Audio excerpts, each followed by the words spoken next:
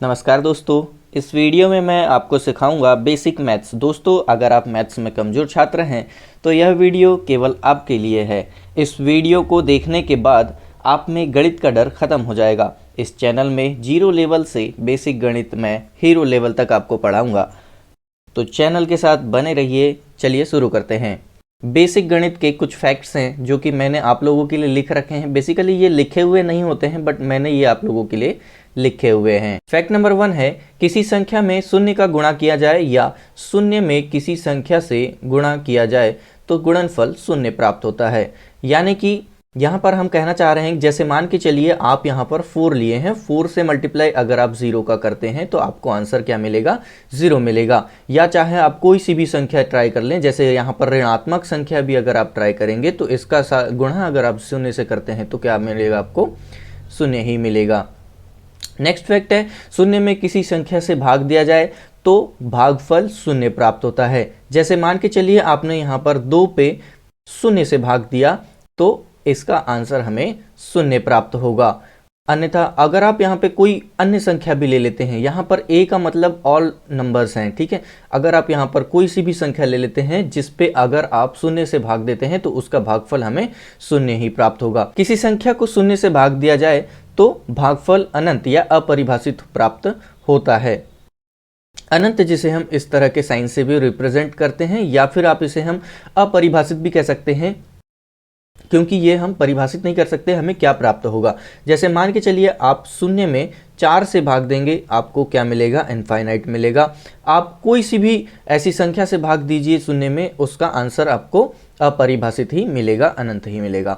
किसी संख्या की घात शून्य होने पर उसका मान 1 होता है, ठीक है। जैसे मान के चलिए यहाँ पर कोई एक वेरिएबल भी है, उसकी घात शून्य है, x की घात शून्य है, उसका मान क्या होगा?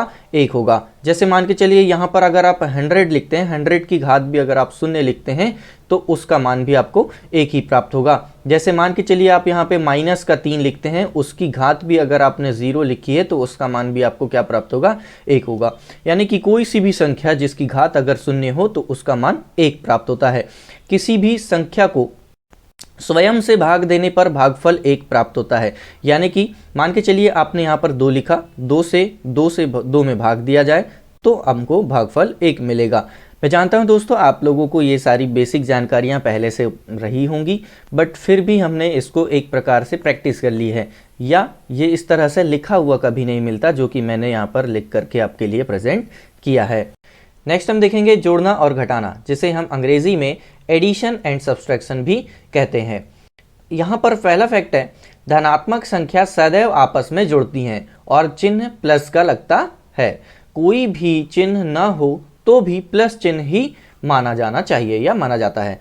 तो आप यहाँ देखेंगे हमने क्या बोला कि धनात्मक संख्याएं आपस में सदैव जुड़ती हैं। जैसे मान के चलिए यहाँ पर 2 एक धनात्मक संख्या है, प्लस 4 ये भी एक धनात्मक संख्या है। जब हम इन दोनों को जोड़ते हैं तो क्या आता है? 6 आता है। अब मान के चलिए आपको लगेगा यहाँ पर कि यहाँ पर तो प्लस चिन्ह आया नहीं, तब आपको ये कोई भी चिन्ह ना होना तो आपको मानना होगा कि यहाँ पर ये प्लस चिन्ह है। जैसे मान के चलिए यहाँ पर हम इसे ऐसे भी लिख सकते हैं, +2 + 4 = +6, ठीक। तो कोई भी चिन्ह अगर ना हो तब भी आप यहाँ पर मानेंगे कि यहाँ पर प्लस चिन्ह है। नेक्स्ट फैक्ट है, धनात्मक और ऋणात्मक संख्या सदैव आपस में घट जाती हैं और चिन्ह बड़ी संख्या का लगता है। जैसे मान के चलिए यहाँ पर +5 है, +5 और -7 ये आपस में क्या होंगी?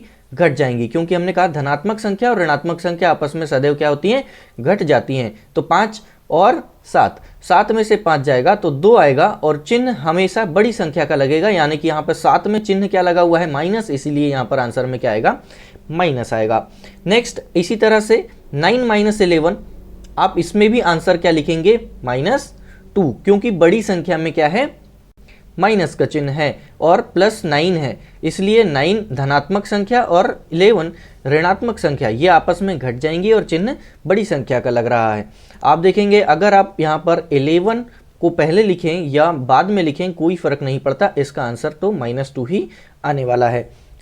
नेक्स्ट हम देखते हैं, 2 ऋणात्मक संख्या आपस में जुड़ जाती हैं और चिन्ह ऋण का लगता है। जैसे मान के चलिए यहाँ पर -5 है, -2 है, ये आपस में क्या होंगी? जुड़ जाएंगी। यहाँ पर आ जाएगा 7, लेकिन चिन्ह क्या लगेगा? माइनस का। ठीक है। जैसे मान के चलिए अगर यहाँ पर -7 है, -5 है, तो ये आपस में जुड़ जाएंगी और आएगा आंसर 12, लेकिन चिन्ह लगेगा माइनस का। यहाँ पर जैसे मान के चलिए एक और ले लेते हैं उदाहरण अपन, -8 -6, ये हो जाएगा आंसर हमारा -14। ठीक इसी तरह से अब हम गुणा और भाग को सीखेंगे। जैसे पहली धनात्मक संख्या 2 और दूसरी धनात्मक संख्या 4, ये आपस में गुणा होंगी तो 4 दूनी 8 होता है, इसलिए 8 आंसर आएगा। बट याद रखिए ये पॉजिटिव आएगा। पहली संख्या धन और दूसरी संख्या भी धन की हो तो इनका गुणा करने पर आपस में हमें क्या मिलेगा, गुणनफल क्या प्राप्त होगा, पॉजिटिव प्राप्त होगा, प्लस प्राप्त होगा। नेक्स्ट रूल है, अगर आपके पास दोनों संख्याएं ऋणात्मक हैं, जैसे मान के चलिए 2 भी ऋणात्मक है गुणा 4 भी क्या है, ऋणात्मक है, तब आपको आंसर पॉजिटिव ही मिलेगा। ये आपको ध्यान रखना है। माइनस माइनस का क्या होता है, प्लस होता है। ठीक है, तो जब भी दो ऋणात्मक संख्या है जिनका गुणा होता है तो आंसर हमें पॉजिटिव मिलता है, प्लस मिलता है। नेक्स्ट हम देखेंगे, आप तीसरा रूल ध्यान से देखिए, एक संख्या पॉजिटिव और दूसरी संख्या नेगेटिव। तो मान के चलिए कि 2 पॉजिटिव संख्या है और दूसरी संख्या क्या है, नेगेटिव है, -4 है, तब आपको आंसर मिलेगा 8 ही, बट यहां पर आंसर आएगा माइनस का। ठीक है, ठीक इसी तरह से अगर आप पहली संख्या को नेगेटिव रखते हैं, जैसे मान के चलिए 2 नेगेटिव है और 4 जो है वो पॉजिटिव है, तब भी आपको आंसर मिलेगा -8। किसी प्रकार से भाग के सवाल जिसमें चिन्हों का भाग कुछ इस प्रकार से होता है। पहला रूल्स क्या है कि अगर, अच्छा देखिए आपको ये पता होगा कि ऊपर जो संख्या होती है उसे हम अंश कहते हैं और नीचे जो संख्या होती है उसे हम हर कहते हैं। ठीक इसी तरह से आप इन चिन्हों को भी समझिएगा, या इनके ऊपर एक संख्या हम उदाहरण भी लेंगे, उससे आप समझ सकते हैं। आप देखेंगे यहाँ पर अंश जो है, अगर ये अंश पॉजिटिव होता है और हर भी पॉजिटिव होता है तो हमें भाग करने पर भागफल पॉजिटिव प्राप्त होगा। ठीक इसी तरह से सेकंड रूल हमें क्या कहता है कि अगर अंश और हर दोनों नेगेटिव हो तो आंसर हमें पॉजिटिव ही प्राप्त होगा। ठीक इसी तरह से थर्ड रूल कहता है अंश अगर पॉजिटिव हो और हर नेगेटिव हो तब हमें नेगेटिव आंसर प्राप्त होगा। ठीक इसी तरह से अगर अंश नेगेटिव है और हर पॉजिटिव है तो भी हमें आंसर नेगेटिव प्राप्त होगा। अब हम इस पर एग्जाम्पल समझते हैं। ठीक है, मान के चलिए अंश भी पॉजिटिव, यानी कि मान लिए हमने कि यहाँ पर 4 जो है ये कि पॉजिटिव संख्या है, फिर हम हर को ले रहे हैं वो भी पॉजिटिव है 2, तो आप जानते हैं इसका आंसर क्या आएगा, 4 और 4/2, जिसका आंसर क्या आ जाएगा 2। ठीक है, पर साथ में ये याद रखिए कि ये आंसर क्या आएगा, पॉजिटिव आएगा। ठीक इसी तरह से अगर हम सेम उदाहरण को इसमें सेकंड रूल्स में समझें तो दोनों संख्याएं क्या होनी चाहिए, नेगेटिव, यानी कि मान के चलिए ये दोनों संख्याएं क्या हैं, अब नेगेटिव हैं, तब भी इसका आंसर क्या आएगा, 2 आएगा, क्योंकि माइनस से माइनस कैंसिल आउट हो जाएगा और 2 से ये 2 बार कटेगा 4। ठीक है, तो 2 ही आंसर आएगा। ठीक इसी तरह से थर्ड रूल पे जाएंगे अगर हम, तो ऊपर की संख्या क्या है, पॉजिटिव, यानी कि अंश क्या है, पॉजिटिव, तो अगर आप 4 में -2 से भाग देते हैं तब भी आंसर क्या आएगा, -2, या फिर अगर आप कहें चौथा रूल कि -4 में +2 से भाग देते हैं तब भी आंसर क्या आएगा, -2। ठीक है, इसी को मैं एक्सप्लेन करता हूं नेक्स्ट पेज में। एक बात आप हमेशा याद रखिए कि जब भी अंश, मान के चलिए मैं अंश को a मानता हूं और हर को b मानता हूं, तो यहां पर आप एक चीज हमेशा याद रखिए कि क्या क्या चीजें आपस में हमेशा बराबर होंगी। जैसे मान के चलिए यहां पर अंश अगर एक माइनस का है तो भी यह बराबर होता है, मान के चलिए a और b, इसमें b माइनस का है, तो ये दोनों आपस में संख्याएं कैसी हैं, बराबर हैं, क्योंकि दोनों में से कोई एक नेगेटिव है तो इसका आंसर क्या आने वाला है, नेगेटिव ही आने वाला है। ठीक है, और ठीक इसी तरह से कभी कभी होता है कि माइनस कहां पर लिखा हुआ होता है, एकदम सेंटर में होता है। ठीक है, तब भी a/b का आंसर क्या आता है, माइनस का ही आता है। तो ये 3 चीजें आप हमेशा याद रखेंगे कि ये कैसी होती हैं, आपस में इक्वल होती हैं, या इनका आंसर या भागफल हम कहें कि वो क्या होता है, बराबर आता है या माइनस आता है। ठीक है, माइनस में ही इसका आंसर आएगा। ठीक इसी तरह से अगर आप कहेंगे कि गुणा के लिए, तो गुणा में मैंने एक नोट लिख कर रखा है, ये आपको दिख रहा होगा सामने। जब भी माइनस की संख्या, ठीक है, जब हम गुणा करते हैं और माइनस की संख्याएं सम बार आती हैं, सम विषम आपको समझता होगा, सम बार आती हैं तो आंसर पॉजिटिव आएगा, और जब भी माइनस की संख्या गुणा करने पर विषम बार आती हूं तो आंसर नेगेटिव आएगा। जैसे मान के चलिए कि मैंने यहां पर एक उदाहरण लिखा, 2 गुणा -3 गुणा 4 गुणा माइनस का 2 गुणा माइनस का 3। तो इसका आंसर क्या आएगा?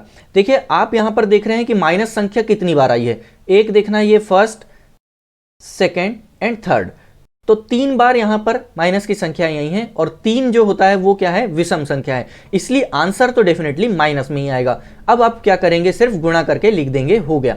ठीक है, तो 2 तिया 6, 6 चौके 24, 24 दूनी 48 और 48 तिया 144। ठीक है, यहां पर आंसर आ जाएगा 144, वो भी लेकिन याद रखिएगा काय का आएगा? माइनस का आएगा। ठीक इसी तरह से एक और सवाल देखते हैं। मान लीजिए यहां पर -3 का गुणा हम कर रहे हैं -2 से, फिर गुणा -4 और फिर गुणा -5। आप देख रहे होंगे यहां पर हमने कितनी माइनस की संख्याएं लिखी हैं? 4, और 4 क्या है? एक सम संख्या है, यानी कि आंसर क्या आएगा? पॉजिटिव आएगा। ठीक है, तो हम यहां पर एक डायरेक्टली एक इस तरह से एक ट्रिक लगा सकते हैं कि जब भी विषम बार माइनस संख्याएं आ रही हैं तो आंसर माइनस में आएगा, और सम बार आ रही हैं तो आंसर प्लस में आएगा। तो आंसर तो प्लस में आने वाला है। कितना आंसर आने वाला है?